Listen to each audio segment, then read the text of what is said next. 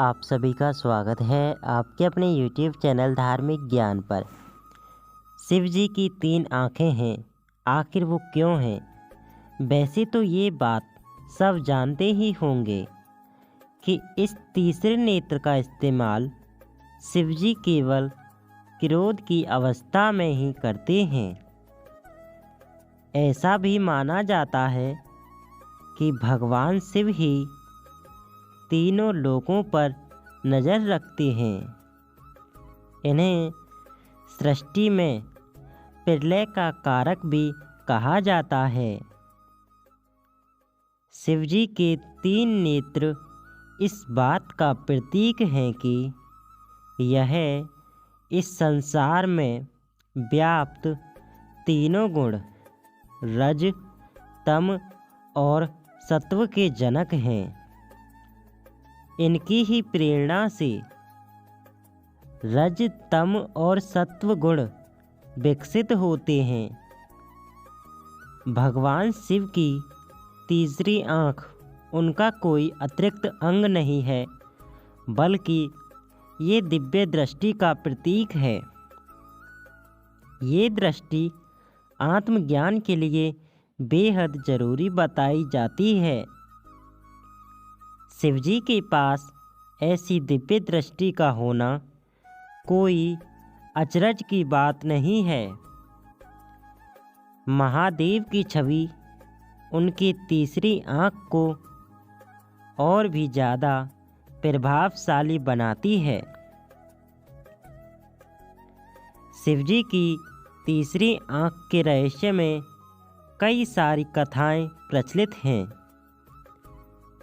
लेकिन इस संदर्भ में एक ऐसी कथा प्रचलित है जिसका जिक्र अक्सर किया जाता है। यह कथा है कामदेव को तीसरी आँख से भस्म कर देने की। एक समय की बात है जब पार्वती जी ने भगवान शिव के पीछे जाकर उनकी दोनों आँखें अपनी हथेलियों से बंद कर दीं। इससे सारे संसार में अंधकार छा गया, क्योंकि माना जाता है कि भगवान शिव की एक आँख सूर्य है, दूसरी चंद्रमा। अंधकार होते ही समस्त संसार में हाहाकार मच गया। तब भोलेनाथ ने तुरंत अपने माथे से अग्नि निकालकर पूरी दुनिया में रोशनी फैला दी। रोशनी इतनी तेज थी कि इससे पूरा हिमालय जलने लगा। ये देखकर माँ पार्वती घबरा गईं और तुरंत अपनी हथेलियाँ शिव जी की आँखों से हटा दी। तब शिव जी ने मुस्कुराकर अपनी तीसरी आँख बंद की।